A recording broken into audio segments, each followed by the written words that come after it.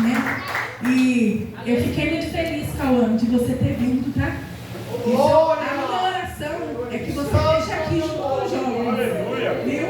As meninas do irmão Robson também, a Maria Fernanda, a Gi, né? Que Deus venha, né, tocar no coração delas para que elas venham fazer parte também desse grupo, fazer parte da nossa igreja, viu? No nome do Senhor Jesus. E nessa noite também eu queria chamar o Samuel. Vem, Samuel.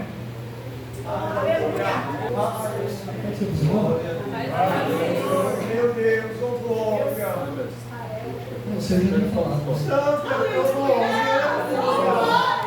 Ô glória. Mas nada que a gente agora já sabe aqui não. Irmãos, uma palavra que eu sei aqui falar do meu coração. Salmos 32, 8. Instruir-te-ei e ensinar-te-ei o caminho que deves seguir. Guiar-te-ei com os meus olhos. Não sejais como o cavalo, nem como a mula, que não tem entendimento, cuja boca precisa de cabresto e freio, para que se não atirem de ti. Irmãos, eu confesso que essa palavra falou fortemente no meu coração. Eu ia orar, eu ia falar com o Senhor, e toda vez que eu ia orar, eu não conseguia deixar essa palavra de lado. Eu pegava a Bíblia, eu sentava na beira do meu quarto e só conseguia chorar. E falou fortemente no meu coração, porque o Senhor fala diretamente com a gente.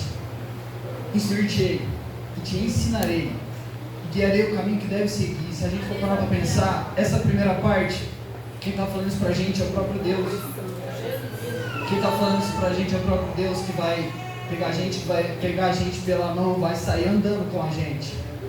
Quem falou isso para a gente foi o próprio Deus. Você tem um caminho para ser seguido, e eu quero te ajudar a trilhar esse caminho.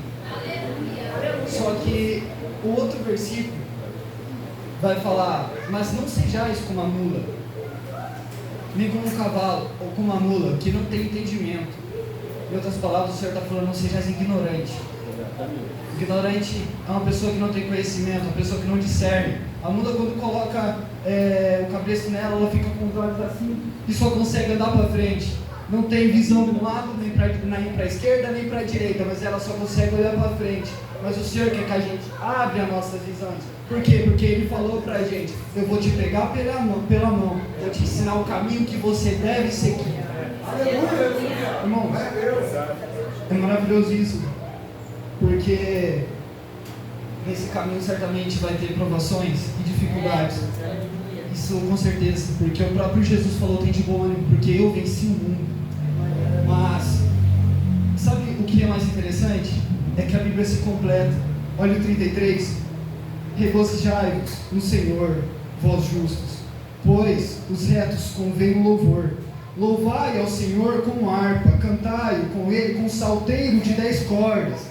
Cantai-lhe um cântico novo, tocai bem e com júbilo. Olha o versículo 5: Ele ama a justiça e o juízo. A terra está cheia da bondade de Deus.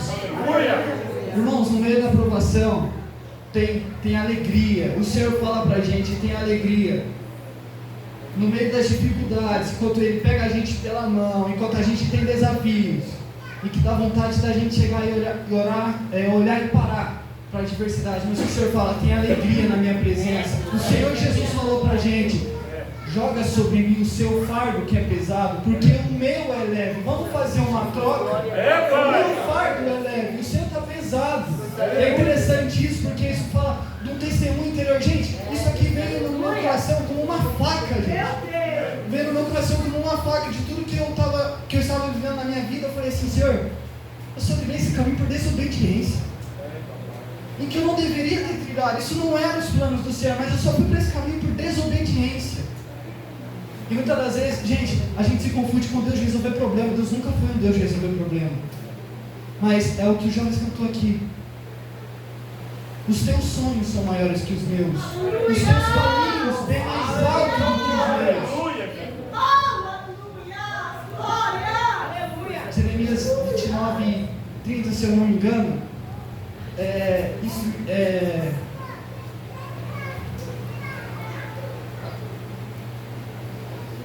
não é esse.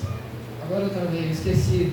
Mas fala assim: os desejos do coração do Senhor Que Ele possa colocar o desejo do coração dele no nosso coração.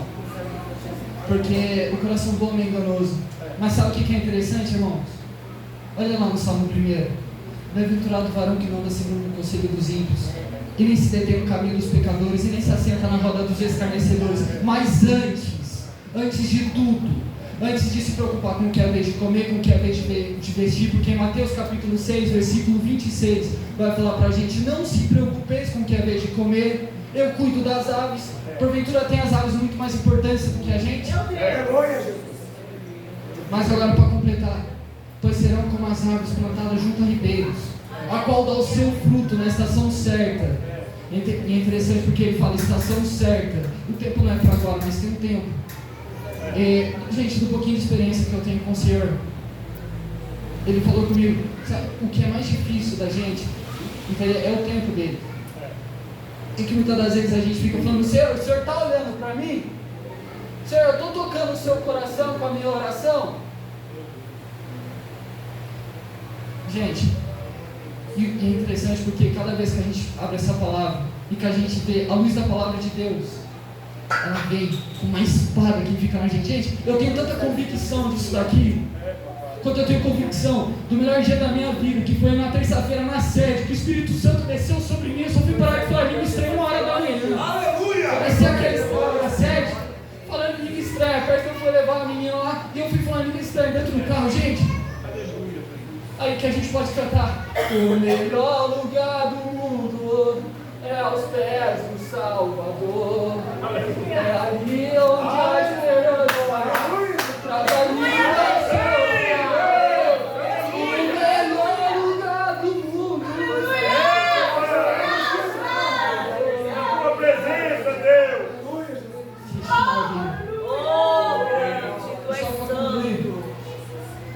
Em Salmos 16, 11, vai falar pra gente que há delícias perpétuas à sua direita.